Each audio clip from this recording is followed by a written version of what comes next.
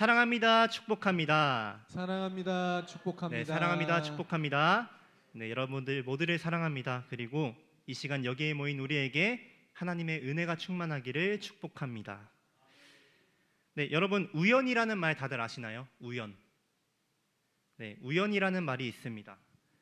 사전에 따르면 우연이란 아무런 인과 관계가 없이 뜻하지 아니하게 일어난 일이라고 말을 합니다.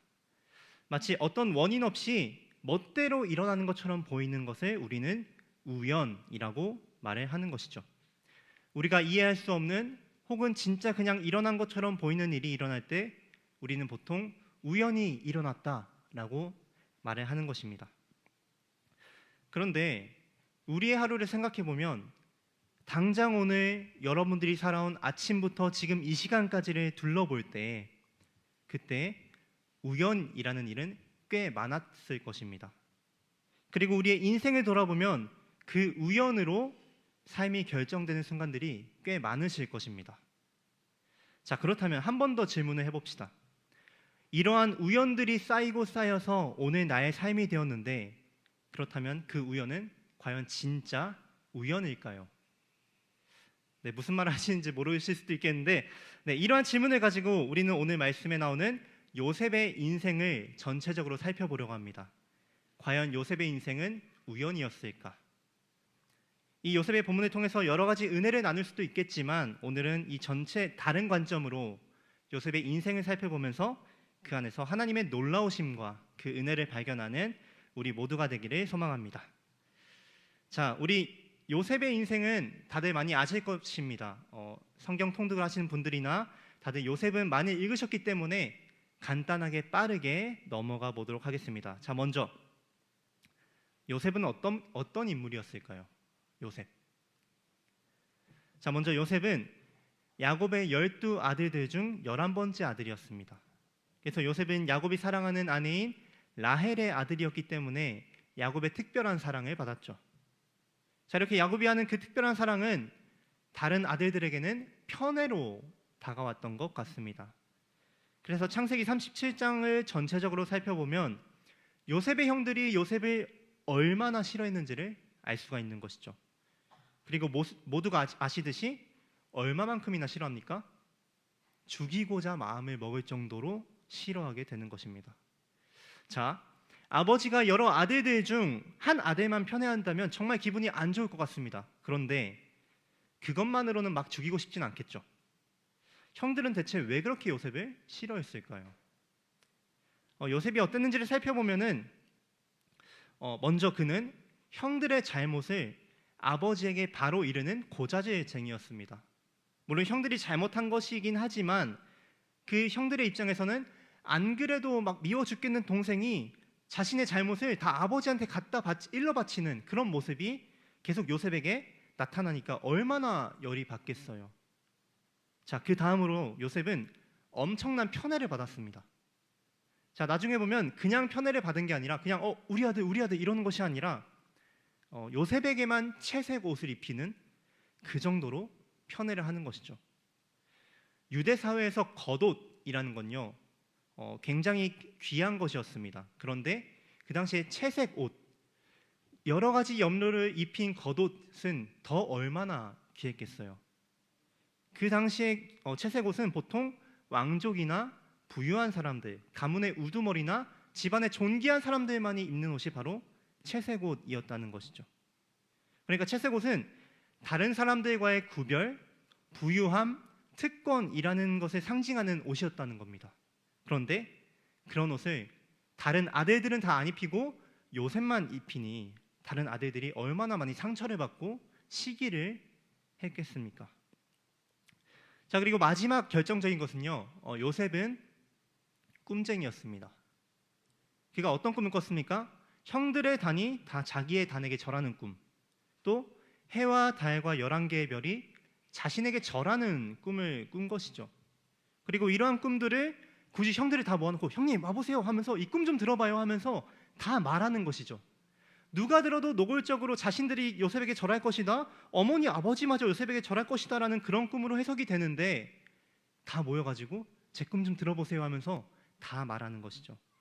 이런 것들이 겹겹이 쌓여지면서 그 형제들의 마음에는 펼쳐져서는 안 되는 악한 마음이 가지게 되었다는 것이죠. 자, 이런 악한 분노와 시기가 그들의 마음에 가득 차 있는 상태에서 본문이 진행됩니다. 자, 어느 날 우연히 집에서 멀리 떨어져 양을 치고 있는 형들에게 요셉이 아버지의 심부름을 받아서 그 형들에게 혼자 찾아갑니다. 그리고 그 형들은 자신들을 향해 오고 있는 요셉을 보았을 때 그 모든 과거의 상황들이 맞물리면서 형제들의 마음이 폭발하였고 그렇게 요셉을 죽이기로 꾀하는 것이죠. 자, 요셉은 죽을 위기에 처한 겁니다. 자, 그런데 우연히 맏형 루벤 속에 저 동생이 너무나도 믿지만 그래도 저 동생을 살려야겠다는 마음이 들었습니다. 그래서 다른 형제들에게 요셉을 죽여서 피를 흘리게 하지 말고 저 광야에 있는 구덩이에 넣자. 거기 넣어버리자라고 합니다. 그 루벤의 마음속에는 그렇게 넣어버리고 형제들이 갔을 때 자신이 나중에 이 요셉을 구출해야겠다라는 마음이 있었습니다. 그래서 그 형제들이 동의하에 요셉이 오자마자 채색 옷을 벗기고 요셉을 그 구덩이에 넣어버리는 것이죠. 자, 그래서 루벤의 계획대로면 이제 우리 형제들이 다른 곳에 있다가 형제들이 가면은 자기 혼자 가서 요셉을 구출해내는 그런 상황이 펼쳐져야 되는 것이죠. 자, 그런데 다른 변수가 생기면서 요셉이 애굽에 팔려가는 것입니다. 왜요? 우연히 그 형제들이 있는 곳에 이스마엘 상인들이 지나갔던 것이죠. 그리고 그 가운데 유다가 저 동생을 죽이는 것이 아니라 차라리 노예로 팔아버리자, 이렇게 죽이지 말고 차라리 살게라도 노예로 팔아버리자라고 말을 하는 것입니다. 그렇게 중간에 다른 변수가 생기면서 애굽에 팔려가게 되는 것이죠. 자, 그리고 요셉은 애굽에서 노예로 팔리게 되었는데 그때 우연히 요셉을 누가 사게 됩니까? 보디발. 애굽의 친위대장 보디발이 요셉을 우연히 사게 됩니다. 자, 점점 우연히 쌓이고 있죠. 자, 계속해서 살펴보겠습니다. 자, 보디발의 집에 노예로 팔려간 요셉이 신실하게 일을 한 것 같습니다. 자, 그래서 보디발은 요셉이 하는 모든 일마다 그의 주인 여호와가 일하시는구나라는 것을 깨닫고 또 그의 성실함을 보면서 요셉을 자신의 집의 총무로 삼죠. 그렇게 모든 것을 맡깁니다. 자, 정말 놀라운 역전이 일어났습니다. 자, 그런데 보디발의 아내로 인해서 요셉이 억울한 누명을 쓰게 되고 감옥에 갇히게 되는 것이죠. 자, 정말 다이나믹한 요셉의 인생입니다. 자, 그런데 또 마침 우연히 요셉이 갇힌 감옥이 어떤 감옥이었습니까? 왕의 죄수를 가두는 감옥이었습니다. 자, 그리고 그 가운데 요셉은 우연히 간수장에게 은혜를 받아서 그 죄수들을 관리하는 업무를 맡게 된 것이죠. 자, 그리고 또 마침 우연히 그 시기에 딱 맞춰서 왕의 술 맡은 관원장과 왕의 떡 맡은 관원장이 왕에게 범죄하여 감옥에 오게 되었고 마침 요셉이 있는 곳에 오게 된 것입니다. 자, 그리고 그곳에서 요셉이 무엇을 했죠? 술 맡은 관원장과 떡 맡은 관원장의 꿈을 해석해 줍니다. 그리고 해석해 준 대로 일이 흘러가서 술 맡은 관원장은 다시 관직에 복직을 하고 떡 맡은 관원장은 매달리게 되어 죽게 되죠. 자, 이렇게 사건이 있은 뒤에 2년이라는 시간이 흐릅니다. 그 일이 있은 후에 아무런 변화 없이 2년이라는 시간이 흐른 거죠. 자, 꽤 많은 시간이 흘렀습니다. 그리고 이 시점에서 바로가 꿈을 꾸게 되는 것이죠. 모두가 아시는 그 꿈. 어떤 꿈이죠? 살찌남소 7마리가 있었는데 파리아 남소 7마리가 나와가지고 살찌남소 7마리를 잡아먹는 꿈을 꾸고 풍성한 7이삭을 마른 7이삭이 나와가지고 잡아먹는 꿈을 꾸게 되는 것입니다. 자, 이런 꿈을 꾸니까 그 당시 꿈에 대한 굉장히 민감한 관점이 있었기 때문에 바로는 모든 나라에 있는 꿈을 해석하는 자들과 현인들을 불러 모아서 이 꿈을 해석하기 위해 애를 씁니다. 하지만 아무도 해석하지 못했죠. 자, 그리고 이때 그 왕의 곁에는 2년 전에 복직한 술 맡은 관원장이 있었습니다. 자, 그리고 누구를 떠올리게 됩니까? 요셉을 떠올리게 되는 거죠. 우연히 그가 까먹었던 저 2년 전에 나의 꿈을 해석해줬던 요셉을 떠올리게 되는 것입니다. 2년이라는 세월 동안 까먹고 있다가 그 요셉을 기억하게 되었고 곧장 바로에게 알리는 거죠. 그렇게 감옥에 있던 요셉이 애굽의 왕 바로 앞에 서게 됩니다. 한낱 죄수가 한 제국의 왕 앞에 섰으니까 얼마나 두려웠겠습니까? 그런데 요셉은 하나님의 주권을 믿으면서 담대했고 그렇게 바로의 꿈을 어떻게 해석합니까? 7년의 풍년과 7년의 흉년이 있을 것입니다. 그리고 더 나아가서 하나님이 주신 지혜로 이에 대비하여 곡식을 잘 저장해야 합니다. 5분의 1을 저장해가지고 차곡차곡 쌓아야 합니다라고까지 구체적으로 알려주는 것이죠. 이 지혜와 탁월함을 통해서 바로는 요셉과 함께하는 여호와 하나님을 경험하게 되었고 이렇게 바로는 요셉을 무엇으로 세웁니까? 애굽의 총리로 세웁니다. 자, 다들 아시기 때문에 그냥 그렇지 맞아 그랬지라고 하시겠지만 정말 놀라운 일이 오늘 본문 속에 벌어지게 된 것입니다. 자, 이렇게 요셉은 애굽의 총리가 되어서 7년의 풍년을 잘 관리하였고 이제 7년의 흉년을 맞이하게 됩니다. 요셉이 총괄하는 애굽은 풍년 동안의 대비를 잘했기 때문에 이 흉년을 잘 버티고 있었지만 그 근방의 여러 나라들은 대비하지 못했기 때문에 극심한 고통에 시달리게 되는 것이죠. 그리고 그때 요셉은 묵혀뒀던 곡식들을 열어 파는 것을 통해서 여러 사람들을 살리기 시작합니다. 자, 그리고 이때 어디 침대 밑에 먼지 쌓인 추억의 상자처럼 아니면 우리가 묵혀뒀던 캡슐 상자처럼 타임캡슐을 여는 것처럼 저 먼 옛날 떨어지게 된 요셉의 가족들이 요셉의 인생에 다시 수면 위로 등장하기 시작하는 것이죠. 야곱과 그의 가족도 동일하게 흉년을 겪고 있었기 때문에 이들은 살기 위해 어쩔 수 없이 아들 10명, 그 요셉의 형들 10명을 애굽을 향해 보낸 것입니다. 그렇게 요셉의 형들 10명이 애굽의 곡식을 사러 왔고 그리고 그 형들이 마주한 사람이 누구입니까? 요셉입니다. 자, 이 요셉이 구덩이에 빠졌던 날과 요셉이 총리로 있던 날의 세월이 거의 20년이라는 세월이 흘렀기 때문에 그 형들은 요셉을 알아보지 못하죠. 또 어떻게 감히 총리가 요셉이겠어요? 그래서 기억하지 못하지만 요셉은 형들을 알아봤습니다. 하지만 요셉은 형들에게 정체를 밝히지 않고 형들을 막 몰아세우는 거예요. 당신 정탐꾼이지? 증명해봐. 이런 식으로 몰고 가는 것입니다. 그리고 이렇게 상황이 어려워지자 형들은 자신의 죄책감 속에서 예전에 요셉에게 저질렀던 잘못을 기억하면서 후회하는 것이죠. 그거 봐라. 우리가 그때 흘린 피가 돌아서 이렇게 우리를 보복하는 것이다 라고 피의 보복이 일어난 것이다 라고 그들이 굉장히 뉘우치며 회개하고 슬퍼하죠. 이런 모습을 요셉은 눈앞에서 봅니다. 자기들은 히브리어 말로 하고 있었기 때문에 저 총리가 못 알아들었겠다라고 생각을 했지만 요셉은 알아들었죠. 그리고 이후에 형들이 베냐민을 애굽에 데려가는 상황 속에서 형들이 베냐민을 위해 희생적인 결단을 하는 모습들을 보면서 결국 요셉은 분출하는 감정을 참지 못합니다. 자, 그렇게 대성통곡하면서 자신의 정체를 드러내게 되는 것이죠. 이렇게 엉엉 울면서 형님들한테 제가 요셉입니다 라고 알리는 것입니다. 자, 형들의 입장에서 어땠을까요? 자신이 죽인 동생이 지금 내 눈앞에서 엄청난 권력자로 있는데 안심했을까요? 그래도 가족이니까 안심했을까요? 인간이라면 가장 먼저 두려웠을 것 같습니다. 그런데 이러한 형들을 향해서 요셉이 오늘 본문 말씀에 고백을 하기 시작하는 것이죠. 자, 오늘 설교의 핵심인데요. 우리 함께 창세기 45장 5절부터 8절까지의 말씀을 함께 읽겠습니다. 시작. 당신들이 나를 이곳에 팔았다고 해서 근심하지 마소서, 한탄하지 마소서. 하나님이 생명을 구원하시려고 나를 당신들보다 먼저 보내셨나이다. 이 땅에 2년 동안 흉년이 들었으나 아직 5년은 밭갈이도 못하고 추수도 못할지라.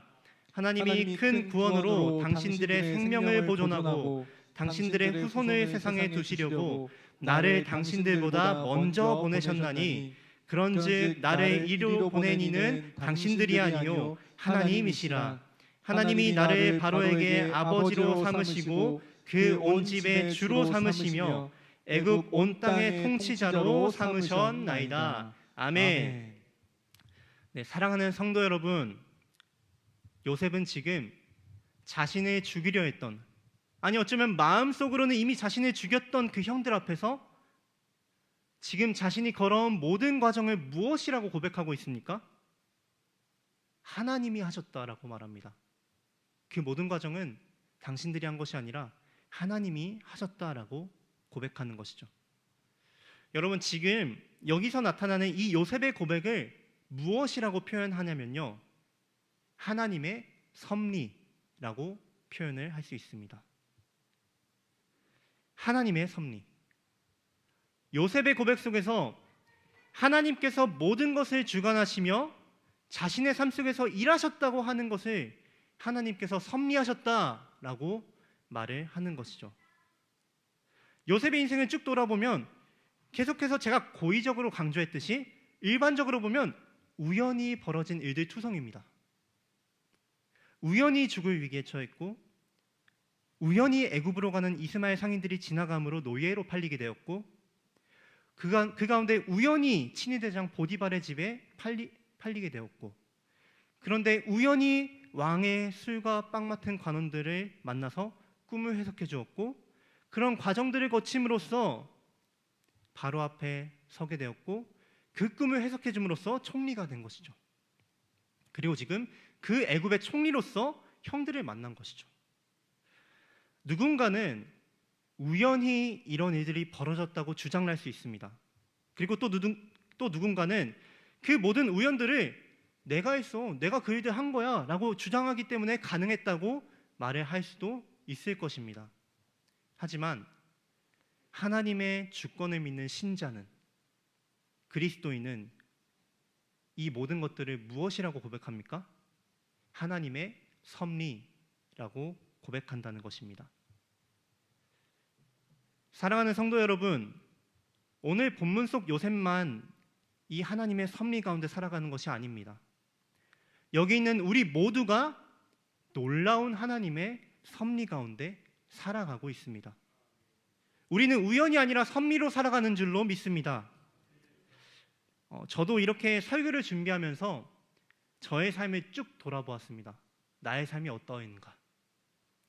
수능을 망쳐서 우연히 총신대에 들어갔고, 또 우연히 군목 제도를 알게 되어서 공부를 하여서 은혜로 합격을 했고, 그렇게 우연히 선배인 이윤택 목사님을 알게 되었고, 몇 년 후에, 그로부터 몇 년이 흐른 뒤에 우연히 이곳 수원 북부교회에서 사역자를 구하게 되어 이윤택 목사님이 우연히 저를 떠올리게 되었고, 그 결과 이렇게 부르신 자리가였는데 제가 나아오게 된 것이죠. 그리고 그 섭리 가운데 매일을 살아내다 보니 오늘이 오게 된 것입니다. 이것이 과연 우연일까요? 너무나도 놀라운 섭리 아닙니까? 그렇기에 신자에게 주어진 오늘은 성실하신 하나님의 섭리인 줄을 믿습니다. 오늘 이 밤 우리가 모여 찬양을 하고 말씀을 듣고 기도하는 이 순간이 하나님의 놀라운 섭리임을 고백하는 여러분들이 되시기를 간절히 소망합니다. 그리고 이 놀라운 섭리를 통하여서 일하신 하나님을 기대하면서 성실하게 신자의 삶을 하루하루 살아내는 것이죠. 우연으로 살아가는 자는 내게 주신 하루를 흐르듯이 살아가고 내게 허락하신 것을 흐르듯이 사용합니다. 하지만 하나님의 섭리로 살아가는 자는 내게 주신 하루에 대한 명확한 인식과 내게 허락하신 것들에 대한 분명한 의식을 가지고 그 모든 것들을 대합니다. 그리고 그 오늘에서 우연히 마주한 모든 것들, 모든 관계와 사건들 속에서 하나님의 섭리를 발견하고 하나님의 일하심을 기대하면서 그렇게 하나님이 원하시는 방법대로 살아가는 것이죠. 사랑하는 성도 여러분, 마지막으로 권면합니다. 지금 우리가 서 있는 이곳이 하나님의 섭리이며 은혜입니다. 이것을 기억하며 주어진 모든 상황과 만나는 모든 관계, 모든 만남, 그것이 하나님 사랑, 이웃 사랑의 기회로 보시기를 바랍니다. 그렇게 서로 사랑하며 서로 용서하고 서로 고백하며 서로 섬기시기를 바랍니다. 그리고 그 모든 과정을 통하여서 하나님께 영광 돌리시기를 바랍니다. 그리고 새생명 축제가 이틀 남았습니다. 이 이틀을 남기고 지금 이 순간에 이 말씀을 듣는 것이 하나님의 섭리인 줄로 믿습니다. 이 하나님의 섭리를 기억하면서 지금 나의 마음에 떠오르게 하시는 그 영혼을 위하여 뜨겁게 기도하시기를 바랍니다. 그리고 내일 하루 남은 시간 동안 비록 하루밖에 안 남았지만 그 영혼을 위하여 기도하고 그 영혼을 위해 연락을 하고 끝까지 초청하여서 마치 요셉이 자신의 가족들을 생명으로 인도하였던 것처럼 그렇게 그들을 복음의 자리로, 소망의 공동체로 초대하는 우리 모든 성도님들이 되시기를 간절히 소망합니다. 우리 함께 들은 말씀을 기억하면서 또 하나님의 섭리를 고백하면서 우리 함께 은혜 찬양하겠습니다.